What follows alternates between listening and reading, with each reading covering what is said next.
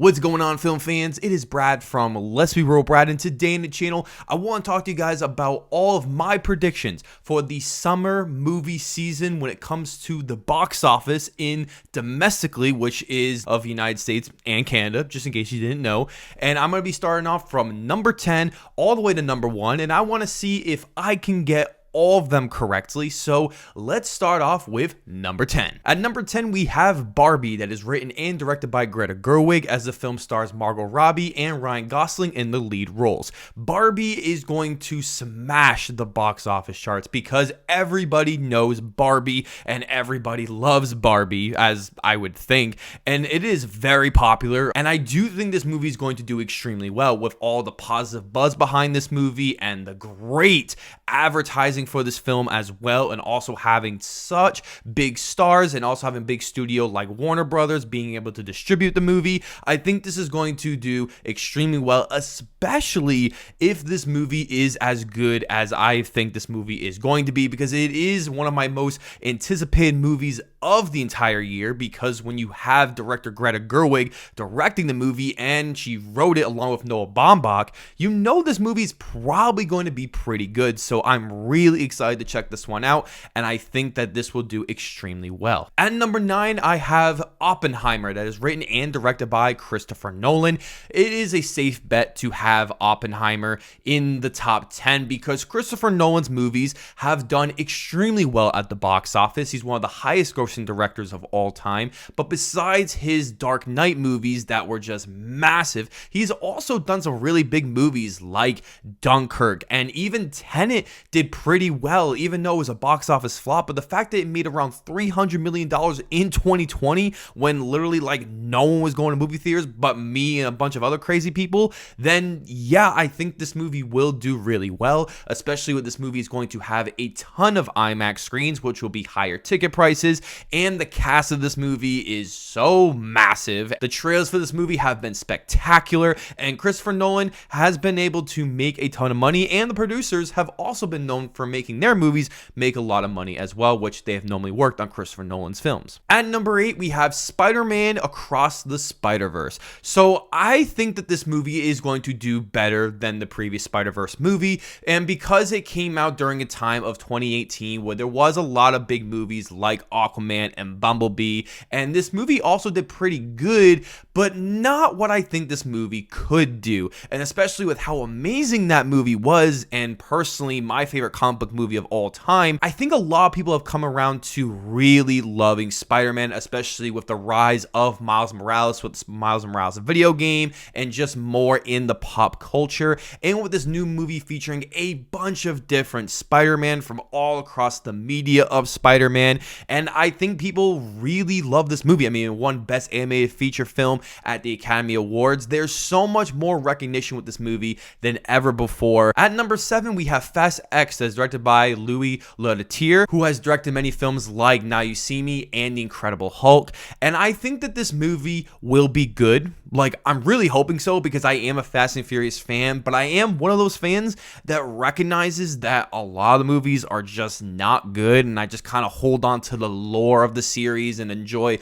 just a few of the movies I think are really good and just really like these characters. This movie is going to do extremely well. If the last Fast and Furious movie didn't tell us anything during 2021, which we were still in the pandemic, the movie theater business just wasn't as strong, it was still a massive film, making over $73 million in its opening weekend, and it still managed to rank around $700 million worldwide during that time. So with this movie having such a massive cast, and these movies have had consistent audience, even if there's been a little bit of a trickle down from each movie since Furious 7 peaked with its massive box office gross, I do think this movie is still going to hit in the top 10, because it would be stupid to not put this movie there. At number 6, we have The Flash, that is directed by Andy Muschietti.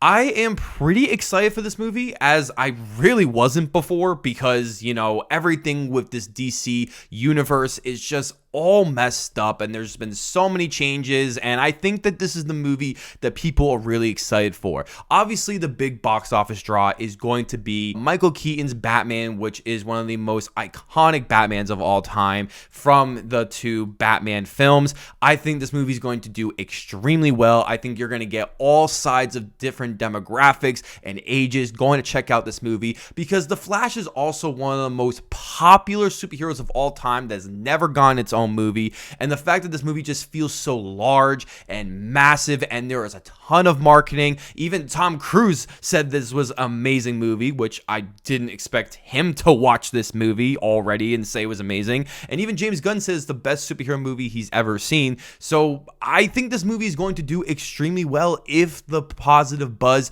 is with this movie, because the DC movies really need this. At number 5, we have Mission Impossible: Dead Reckoning Part 1. So I am a massive Mission Impossible fan, and I was trying not to be biased because I know that these movies are all really good, especially the last one, which is one of my favorite action movies ever. And I think that this movie is going to do really hot, especially the fact of Top Gun Maverick being as good as it was and being marketed solely around Tom Cruise. And everyone loves the original Top Gun, and the new one was so much better. It got so many different Oscar nominations. It was like one of the highest grossing movie of last year, the highest grossing movie in domestic market. So I think with having Mission Impossible be as big as it is, and with having it be a part 1 and supposedly having a cliffhanger at the end, and these movies have always been in the top 10 of each year that has come out, of the whole year, not just like the summer box office or whenever they came out, like of the whole year domestically and worldwide. These are money makers, and I do think that this franchise is going to get a massive boost with this one, especially with the early trailers for this movie have just been some of the best I've ever seen for an action film. And who isn't hotter right now than Tom Cruise at the box office? At number 4, we have the 2023 remake of The Little Mermaid. So this is a movie I'm really not excited for, not because of the political BS crap that is out there. This movie just doesn't really look good. There's no reason for it to be so much longer than the original movie, and it just feels like it's not going to be as good as I would hope it to be. I hope to be wrong, but that is not what I'm talking about when it comes to this list. All of the Disney live action movies have made a ton of money at the box office. As I was going through all of them, I realized that these are massive money makers, and that's why they keep making these movies. But I forgot to realize that a couple of these movies have dropped on Disney Plus only, and those are the ones that aren't very good. Like, you can argue the Robert Zemeckis Pinocchio was awful. Then you had Mulan, which had a very weird situation, and yeah, that doesn't really count. And then you also have Peter Pan and Wendy, which is also not getting the best reviews in the world. And then you have Lady and the Tramp, which was one of the first Disney Plus original movies that dropped on the service when the subscription service first debuted in 2019. So now having one of the most popular IPs of Disney in live action, I do think people are gonna go check out this movie. I think people are really excited, and it's gonna come out during the prime summer season, which is in the middle of May. This movie is gonna do really great, and I would be shocked if it did fall below the top 5. At number 3, we have Transformers: Rise of the Beast, that is directed by Stephen Caple Jr. So I have this movie really high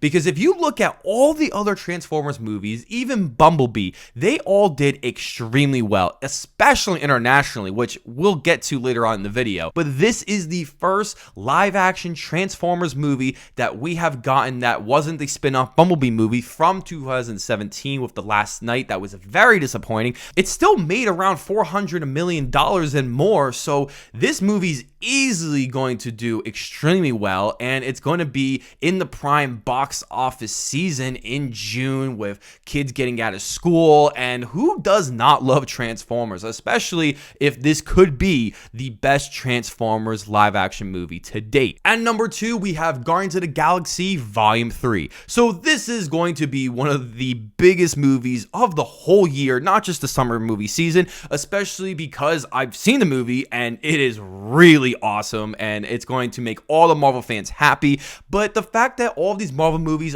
always make a ton of money, especially when they get good reviews and great word of mouth, which this movie is going to do. The Guardians of the Galaxy movies have made a ton of money themselves. They are so popular at this point that this new Guardians movie is projected to be one of the highest grossing movies of the year, and I really think it'll probably crack $1 billion worldwide if everything goes the way it should go.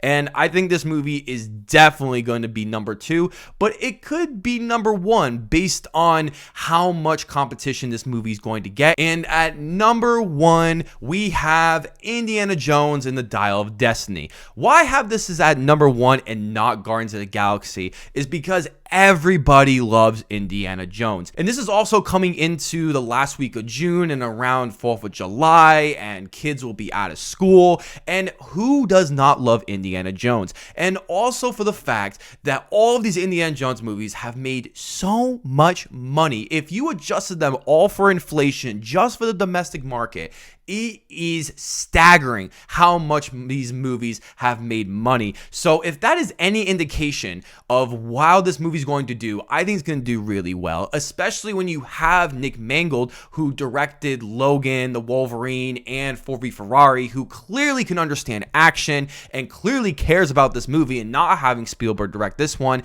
I think this movie is going to do extremely well. The trailers have been amazing. The buzz for this movie is off the charts. It's going to premiere at the Cannes Film Festival, I believe, before this movie hits nationwide, which is a really good strategy because Top Gun Maverick also did that before it released. And it also targets every single demographic, like my grandparents and 40-year-old people that I know, and also young people too, because everybody knows Indiana Jones. It is a passed on movie series. It's probably one of my favorite movie series of all time, and Harrison Ford is a box office star. And if this is his last movie as Indiana Jones, and if it is as good as we all think it is going to blow the box office doors off. So those are my top 10 highest grossing movies of the summer movie season. So thank you guys so much for checking out this video, as I want you guys below to give me your top 10 highest grossing movies at the domestic box office this summer, and we will see who gets the most amount of points. I really hope I win. This is my first time doing it, so I'm really excited about this, and I hope you guys are too, and I hope you guys are ready to go back to the movies this summer and see a lot of really good movies this summer. So thanks again, and I hope to see you all in the following video.